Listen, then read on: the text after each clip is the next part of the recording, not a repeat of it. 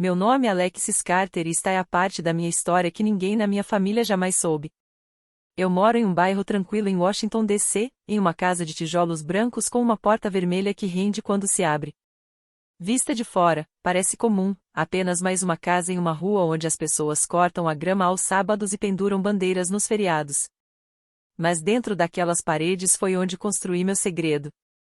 Uma vida tão distante do que minha família imaginava para mim que eles jamais acreditariam. O coração desse segredo ficava sobre uma pequena mesa de madeira, perto da janela da sala, onde estava meu velho laptop. Não era nada impressionante. A carcaça prateada estava arranhada, as teclas marcadas pelo uso, e a tela às vezes tremia quando eu a mexia. Mas, para mim, ele estava vivo, vibrando com uma energia silenciosa que me atraía. Passei muitas noites inclinada sobre ele, a luz da tela refletindo no vidro da janela, meus dedos se movendo mais rápido que meus próprios pensamentos. Foi ali que meu império começou. Eu não tinha nenhum plano de criar algo grandioso, muito menos algo que valesse bilhões. No início, era apenas eu escrevendo código porque amava fazer isso. Encontrei paz em resolver problemas que outras pessoas nem sequer conseguiam perceber. Enquanto a maioria dos meus amigos estava em bares ou rolando o celular, eu me dedicava a aprender sozinha como criar sistemas mais seguros para empresas e pessoas que não faziam ideia de quão vulneráveis estavam. O trabalho começou pequeno. Uma padaria em Nova York teve seu sistema de pagamentos comprometido e, por meio de um fórum online, a dona me procurou desesperada. Eu corrigi o sistema, protegi os arquivos e não pedi nada além de um pagamento simples de algumas centenas de dólares. Ela me transferiu $500, agradecida como se eu tivesse salvado o mundo dela. Aquele momento me mostrou algo importante, o que eu sabia tinha valor, valor real. Logo mais pessoas me encontraram. Um pequeno hospital em Chicago teve seus registros de pacientes bloqueados por ransomware. A equipe de TI estava impotente. Trabalhei com eles durante uma semana, muitas vezes madrugada dentro, reescrevendo seus protocolos de proteção linha por linha. Quando o conselho do hospital insistiu em me pagar, pedi $45 mil. Eles pagaram sem hesitar, e pela primeira vez senti o peso do dinheiro de verdade entrando por causa das minhas habilidades. Paguei minhas contas, atualizei meus equipamentos e percebi que aquilo podia ser muito maior do que apenas um trabalho paralelo. Não muito tempo depois, um funcionário público em Denver entrou em contato. Os servidores da cidade estavam falhando e áreas inteiras de serviços públicos corriam risco. Assinei um contrato discreto, registrado em nome de uma holding que eu havia criado, e trabalhei até que tudo voltasse a funcionar perfeitamente.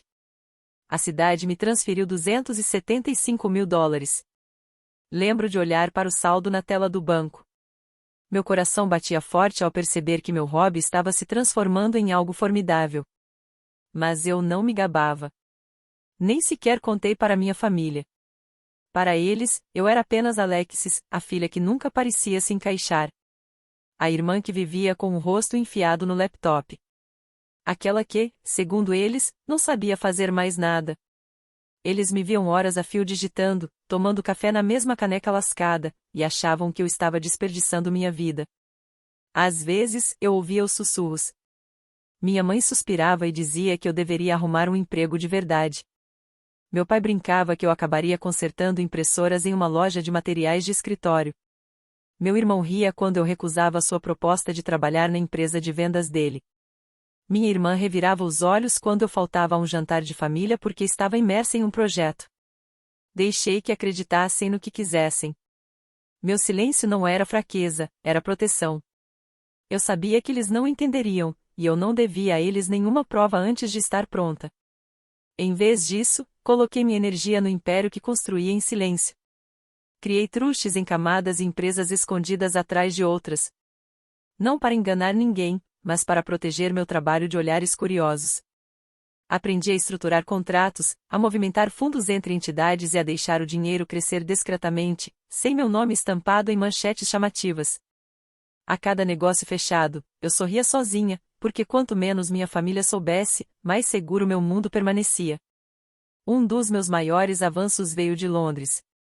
Uma firma financeira me procurou com um pedido desesperado. Seus sistemas estavam em risco e precisavam de alguém discreto.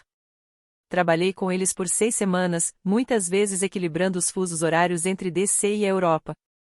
Pagaram-me 10 milhões de libras pelo contrato, dinheiro que caiu em uma das minhas contas de holding como um trovão.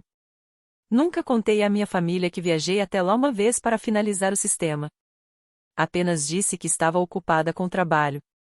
O dinheiro começou a se acumular mais rápido do que eu jamais imaginei. Primeiro, veio em gotas. Depois, em fluxo. Em seguida, em ondas ensurdecedoras. Vi contratos de milhões, transferências que acrescentavam zero após zero às minhas contas. Eu sabia que o número estava crescendo, mas não deixei que isso me consumisse. Continuei com as mesmas rotinas, minha casa branca, minha caneca lascada, minha porta rangendo. Não comprei nada extravagante. Meus vizinhos provavelmente pensavam que eu levava uma vida comum. E era exatamente assim que eu queria. O que importava era que, dentro daquela casa atrás da porta vermelha, eu já não era apenas Alexis, a filha negligenciada. Eu era arquiteta de algo muito maior. Meu código estava rodando em sistemas por toda a América, protegendo hospitais, bancos, governos municipais e empresas privadas. Meu trabalho se tornou a espinha dorsal silenciosa de operações das quais milhares de pessoas dependiam todos os dias, embora nenhuma delas soubesse meu nome. Às vezes, eu me perguntava se minha família algum dia perceberia. Será que eles percebiam as pequenas mudanças? O fato de eu não me preocupar mais com o aluguel, ou de ter trocado meu carro velho por um pouco mais novo. Nunca perguntaram. Estavam convencidos demais da história que já tinham escrito sobre mim, a mulher que desperdiçava a vida em frente a um laptop. E eu deixava que acreditassem nisso, porque sabia que um dia a verdade viria à tona. E quando viesse, não apenas os surpreenderia, destruiria tudo o que pensavam saber sobre mim. Por enquanto, eu vivia em silêncio com meu segredo. Minha casa conhecia a verdade. As paredes do meu pequeno escritório ouviram o som das teclas batendo, as risadas baixas nas madrugadas quando uma solução funcionava, os suspiros discretos diante de mais um desafio. Meu laptop conhecia a verdade. Suas teclas gastas guardavam as impressões digitais de um império bilionário sendo construído, contrato por contrato. E, no fundo, eu sabia mais do que ninguém, eu estava me tornando alguém que minha família jamais poderia imaginar. Foi numa tranquila noite de primavera que cruzei, pela primeira vez, o caminho do homem que mais tarde se tornaria presidente dos Estados Unidos. Eu trabalhava até tarde, como de costume, com meu laptop zumbindo sobre a mesa e o som suave da chuva contra a janela. Minha caixa de entrada apitou. Naquela época, eu recebia inúmeros pedidos de estranhos, alguns legítimos, muitos golpes, mas aquele chamou minha atenção. O remetente era um jovem congressista chamado Jonathan Hale. O site de sua campanha havia sido invadido. Hackers haviam espalhado mensagens ofensivas pela página inicial, e as doações estavam sendo desviadas. A equipe dele estava em caos. Ele precisava de ajuda. Hesitei apenas por um instante. Política nunca foi meu mundo, mas sistemas quebrados eram. Inclinei-me para a frente, estiquei os ombros e comecei a digitar. Em menos de uma hora, eu havia rastreado a falha, corrigido a brecha, restaurado o sistema de doações e reconstruído o firewall tão firme que até os próprios invasores teriam dificuldade em entender o que os havia detido. Quando Jonathan me perguntou quanto devia, surpreendi-o ao responder, nada. Porque eu posso. Foi a primeira vez que ouvi sua risada discreta, a mesma que, um dia, ecoaria pelos corredores da Casa Branca. A partir dali, Jonathan manteve contato. Não me pedia favores, mas fazia perguntas. Queria saber como eu pensava, como resolvia problemas, como permanecia calma sob pressão. Construímos uma amizade em ligações noturnas, eu, na minha casinha em Washington, D.C. e ele, viajando pelo país tentando conquistar eleitores. Às vezes, me perguntava sobre tecnologia, outras, sobre disciplina, e, de vez em quando, sobre dúvida. Certa vez, ele disse, Alexis, você talvez não perceba, mas o jeito como você vive em silêncio, focada, constante é exatamente como um líder deve ser. Naquele momento, minimizei suas palavras, mas as carreguei comigo enquanto ele corria atrás de votos. Enquanto isso, eu construía meu império. Meu trabalho já tinha ultrapassado os pequenos contratos, e comecei a sonhar em criar algo maior, algo que pudesse servir não apenas a um hospital ou a um banco, mas a milhares ao mesmo tempo. Aquele sonho se tornou a Vengate, uma plataforma em nuvem que permitia às empresas protegerem seus sistemas com apenas um clique. Era simples, rápido e poderoso. A primeira versão era rudimentar, criada em longas noites alimentadas por cafeína e determinação, mas funcionava. Lancei o Avengate de forma discreta, sem grandes anúncios. O preço era acessível, $1,49 por mês para uma pequena equipe até $1.900 para uma grande empresa. No início, achei que apenas startups ou pequenos negócios iriam usar. Para minha surpresa, um banco de médio porte em Boston assinou um contrato de $2 milhões, impressionado com a rapidez com que conseguiu proteger toda a sua infraestrutura. Aquele acordo foi o primeiro sinal de que o Avengate não era apenas um produto, mas uma revolução. A notícia se espalhou. Logo depois, uma rede de clínicas no Texas entrou em contato. Desesperados após repetidos ataques aos sistemas de pacientes, viajei para Austin pela primeira vez, mantendo meu nome em sigilo, disfarçada como mais uma consultora qualquer. Voltei com um contrato de 5 anos assinado no valor de $8,5 milhões. Retornei à minha casa de tijolos brancos com a porta vermelha, sentei-me à mesa e encarei os números na tela. O dinheiro parecia irreal, mas era muito real. Então veio São Francisco. Um grupo privado com conexões globais me procurou, oferecendo pagamento em libras através de sua filial nos Estados Unidos. Aceitei, não apenas pelo dinheiro, mas porque queria ver se o Avengate resistiria aos ambientes mais agressivos do mundo da tecnologia. Eles transferiram 10 milhões sem hesitar. 6 meses depois, dobraram o investimento. Naquele ponto, o Avengate já não era mais um experimento secreto. Era um gigante. E à medida que a demanda crescia, percebi que não poderia continuar sozinha. Comecei a contratar com cuidado, escolhendo pessoas não apenas pelas suas habilidades, mas também por sua integridade. Maya Brooks foi a primeira, uma brilhante engenheira de sistemas de Boston que amava resolver enigmas tanto quanto eu. Depois veio Helena Rossi, uma analista de segurança ítalo-americana com um talento especial para enxergar brechas que os outros deixavam passar.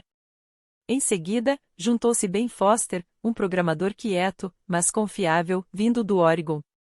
Por fim, James Reed, um estrategista ousado, de instintos afiados, completou a equipe. Juntos, formamos o núcleo que levaria a Avengate adiante. Abrimos um escritório modesto perto do Union Market, em Washington, D.C., onde o aroma de pão fresco e café torrado preenchia as ruas. Mais tarde, expandimos para um escritório maior em Austin, onde a energia da cidade parecia combinar com a nossa. Mas eu sempre voltava para minha pequena casa com a porta vermelha, onde o coração do império ainda batia. As empresas de capital de risco começaram a se aproximar. Ligavam, enviavam e-mails e convites para jantares em restaurantes sofisticados. Prometiam crescimento rápido, equipes maiores e alcance internacional. Mas eu dizia não todas as vezes. Gostava de ser dono do que construí. Gostava de saber que a Avengate pertencia a mim e às pessoas em quem eu confiava. Não precisava da validação de mais ninguém. Numa manhã fresca de outono, eu estava sentado no escritório, papéis espalhados sobre a mesa, quando meu contador, Oliver King, chegou. Oliver era um homem sereno, do tipo que nunca parecia se surpreender com nada. Usava sempre os mesmos ternos cinzentos, falava em tom controlado e carregava consigo um caderno de couro. A hora ainda não tinha chegado. Em vez disso, sorri para mim mesma. Deixei que pensassem o que quisessem. Deixei que cochichassem suas dúvidas. A verdade viria e quando viesse, chegaria como uma tempestade. Por enquanto, eu carregava em silêncio o segredo de $50 bilhões, da mesma forma que sempre carreguei tudo. Enquanto isso, em segundo plano, Jonathan Hale continuava subindo passo a passo de congressista a senador, e de senador a algo ainda maior. Eu não fazia ideia, naquela época, de como nossos caminhos voltariam a se cruzar ou de como a amizade que construímos um dia mudaria tudo em uma reunião de família que eu jamais esqueceria. Cleveland, Ohio, sempre foi o pano de fundo da minha infância. A casa dos meus pais fica em uma rua larga, com gramados bem cuidados e vizinhos que fofocam das varandas. É maior que minha casa em Washington, D.C. Mais barulhenta também. As paredes carregam os ecos de cada reunião familiar, aniversários, feriados, formaturas, brigas e reconciliações. Aquela casa era o palco onde meus pais interpretavam o papel de anfitriões orgulhosos, mesmo quando o orgulho em relação a mim nunca fazia parte do roteiro. Foi nessa casa, em uma tarde fresca de outono, que minha família decidiu receber parentes distantes e amigos.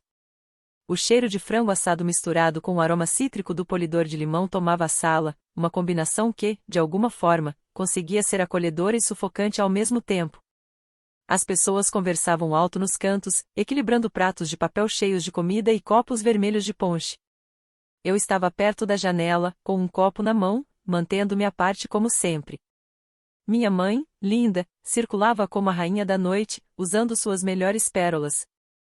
Meu pai, Robert, permanecia próximo a ela, fazendo conversas triviais e rindo alto demais das piadas. Meu irmão, Mark, se deliciava com a atenção enquanto recontava histórias sobre sua carreira em vendas, cada uma um pouco mais exagerada que a anterior. Minha irmã, Emily, permaneceu em silêncio, embora ainda carregasse no olhar aquele mesmo desaprovo sutil sempre que se voltava para mim. Em certo momento, quando a conversa se voltou para carreiras e conquistas, minha mãe gesticulou em minha direção com um aceno displicente da mão. Essa mulher estúpida, disse ela, rindo para os convidados, vive grudada no laptop e não sabe fazer mais nada. Meu pai assentiu, e Mark juntou sua risada ao coro. Emily não riu, mas também não me defendeu. Apenas desviou o olhar. Eu bebi meu ponche em silêncio, com o rosto sereno. Embora uma tempestade rugisse dentro de mim, ao longo dos anos aprendi a arte do silêncio. Era meu escudo e minha espada. Palavras, percebi, muitas vezes eram desperdiçadas com quem já tinha decidido não escutá-las. Então, sem aviso, o ar da sala mudou. A porta da frente se abriu e uma lufada de vento frio entrou. As conversas pararam, cabeças se voltaram. O que aconteceu em seguida se desenrolou com aquela clareza surreal que se grava para sempre na memória. Primeiro vieram os homens de terno escuro, serviço secreto. A simples presença deles silenciou o ambiente. E então ele entrou pela porta. O presidente Jonathan Hay, o mesmo homem a quem eu um dia ajudei a consertar um site de campanha quebrado. O mesmo homem que me ligava a altas horas da noite para conversar sobre liderança. O mesmo homem que havia subido passo a passo até carregar o peso de toda uma nação sobre os ombros. Mas ele não estava ali como político, fazendo discurso ou apertando mãos. Estava ali como amigo. Na mão, trazia um pequeno buquê de lírios brancos e um envelope dourado. Sua expressão era calorosa, e seu sorriso, genuíno. Alexis, disse ele, com a voz firme e familiar. Parabéns por alcançar os 50 bilhões. Falou isso com a mesma simplicidade de quem diz as horas, sem exagero ou fanfarra. Em seguida acrescentou: sua plataforma mantém nossos hospitais seguros, nossas usinas estáveis e nossas pequenas cidades funcionando. Vim para dizer, obrigado. A sala inteira congelou. A mão da minha mãe, antes erguida com majestade, caiu ao lado do corpo. A boca do meu pai se abriu e ele esqueceu como fechá-la. Mark piscava rapidamente, sua confiança escoando como água por um copo rachado. Emily sussurrou meu nome, como se de repente tivesse se transformado em uma palavra que ela jamais havia pronunciado antes. Jonathan então voltou a olhar para meus pais. A sua filha ajudou minha equipe muito antes de eu assumir este cargo, disse ele. Sua voz carregava tanto a autoridade da presidência quanto a intimidade da amizade. Ela nunca pediu crédito. Nunca pediu nada em troca. Apenas fez o trabalho, e fez melhor do que qualquer um. Com todo cuidado, ele me entregou o envelope dourado. Dentro, havia uma única folha de papel timbrado da Casa Branca. Em sua caligrafia, 6 palavras simples, pelo trabalho que mantém a América segura. Ao lado da nota, um pequeno broche brilhante, gravado com o selo presidencial. O peso daquele envelope em minha mão era mais pesado do que todos os bilhões na minha conta bancária. Era reconhecimento não apenas do meu trabalho, mas do meu valor. E vinha do mais alto cargo da nação.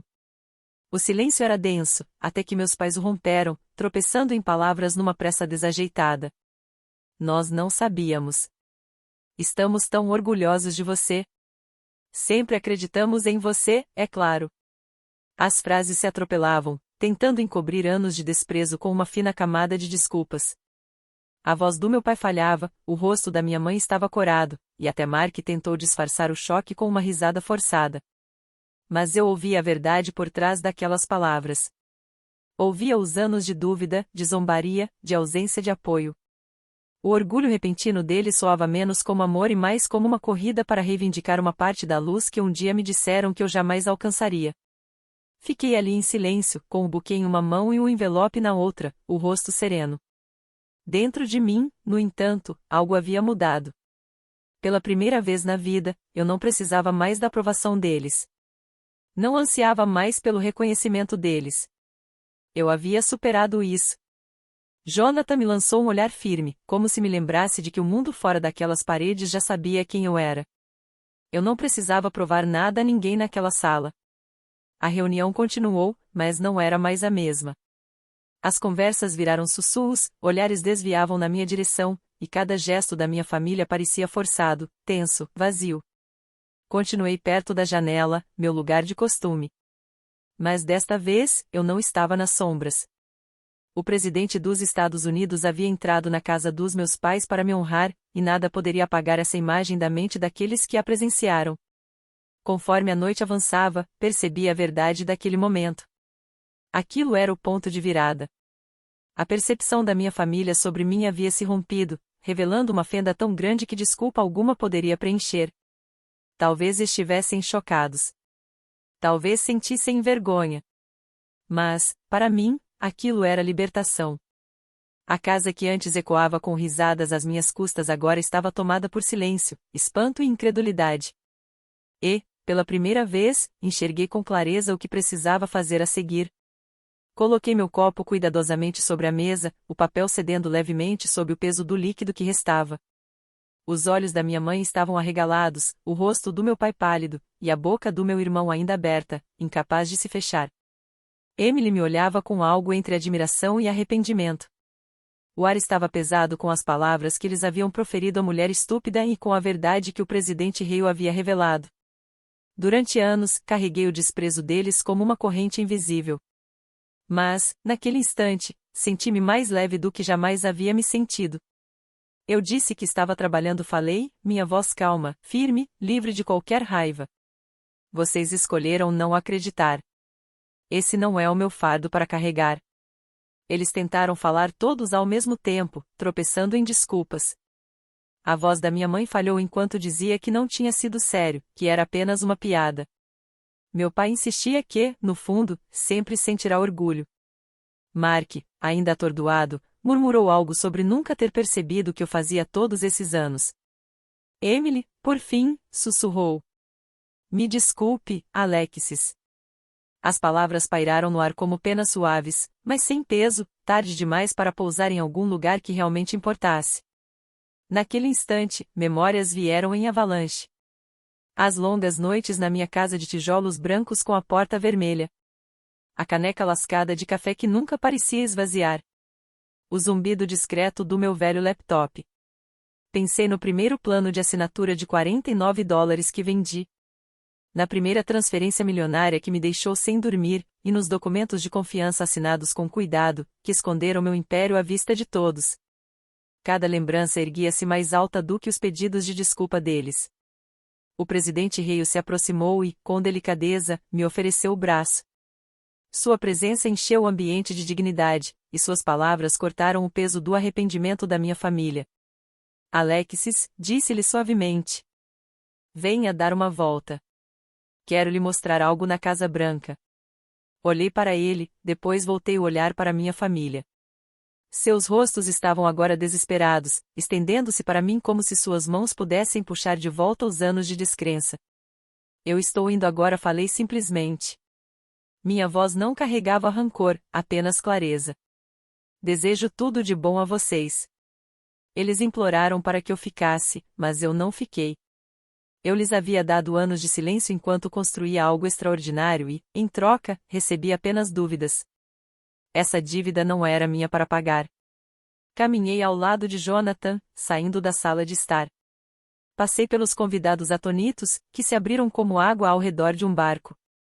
Atravessei os móveis polidos, as fotografias nas paredes, o brilho com aroma de limão das superfícies que minha mãe havia esfregado para a reunião. E, finalmente, atravessei a porta que um dia havia tentado me manter no meu lugar. E, dessa vez, eu não olhei para trás. Lá fora, o ar fresco da noite me envolveu como uma nova pele. A comitiva aguardava na calçada, carros pretos reluzindo sob os postes de luz. Os agentes do serviço secreto se moviam com precisão silenciosa, abrindo a porta para nós.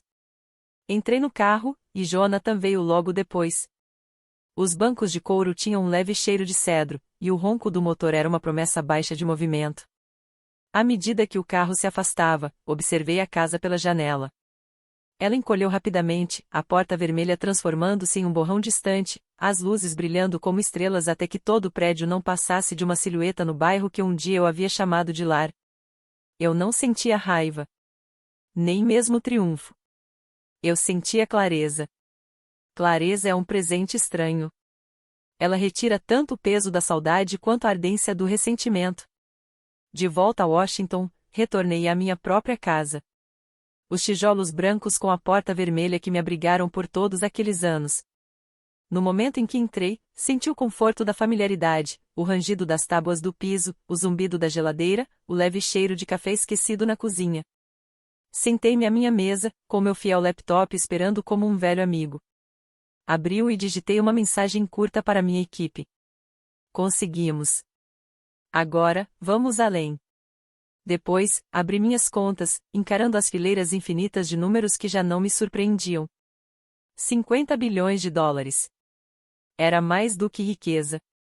Era poder, responsabilidade e oportunidade. Pensei nas pessoas que poderiam ser erguidas por isso. Pessoas que me lembravam de mim mesma. Meninas programando em mesas de cozinha. Mulheres equilibrando contas enquanto corriam atrás de sonhos. Escolas precisando de melhores computadores. Bibliotecas implorando por financiamento. Foi então que fiz meu primeiro movimento. Transferi 150 milhões de dólares para uma fundação que eu havia planejado em silêncio, dinheiro destinado a escolas em Detroit e Nova Orleans, a bibliotecas públicas em pequenas cidades do meio-oeste, a bolsas de estudo para mulheres na área de tecnologia. Dei a ela o nome de Heaven Foundation, em homenagem a Vengat, a plataforma que tinha tornado tudo isso possível. Dólares se transformaram em futuros, e o peso daquela decisão me encheu de mais orgulho do que qualquer contrato que eu já tivesse assinado. Apesar da magnitude do que havia conquistado, mantive minha vida simples. Não comprei mansão, nem jato particular. Não me cobri de joias nem dirigi carros extravagantes. Ainda fazia minhas caminhadas noturnas pelas ruas tranquilas de DC, acenando de volta aos vizinhos que sorriam, sem que nenhum deles soubesse do império que eu carregava nos ombros. Às vezes pensava na Europa, nos clientes de Londres que me haviam pago em libras, nas rápidas viagens que fiz para fechar acordos. Mas meu coração permanecia aqui, na América. Estava no zumbido do meu laptop, na porta vermelha da minha casa, nas pessoas que um dia se beneficiariam do trabalho que eu havia feito. Com frequência me perguntam o que mudou depois daquele dia em Cleveland, quando o presidente entrou na casa dos meus pais e despedaçou as ilusões que eles haviam construído sobre mim. Minha resposta é simples: nada dentro de mim mudou. Eu sempre fui essa mulher a construtora, a sonhadora, a protetora. O resto do mundo apenas demorou para me alcançar. Quanto à minha família, deixei-os para trás para sempre. Não por rancor, mas por necessidade. Não se pode carregar a tempestade consigo depois de já tê-la atravessado. Segui-se em frente, calma e firme, certa do caminho à frente. Eles fizeram a escolha deles quando me desprezaram. E eu fiz a minha quando escolhi ir embora. Naquela noite, ao fechar meu laptop e olhar ao redor da minha casa pequena, mas poderosa, percebi algo profundo. A liberdade não vem do dinheiro, embora o dinheiro ajude. A liberdade vem da clareza, de saber quem você é, o que construiu e o que não aceitará mais. E eu, Alexis Carter, estava livre.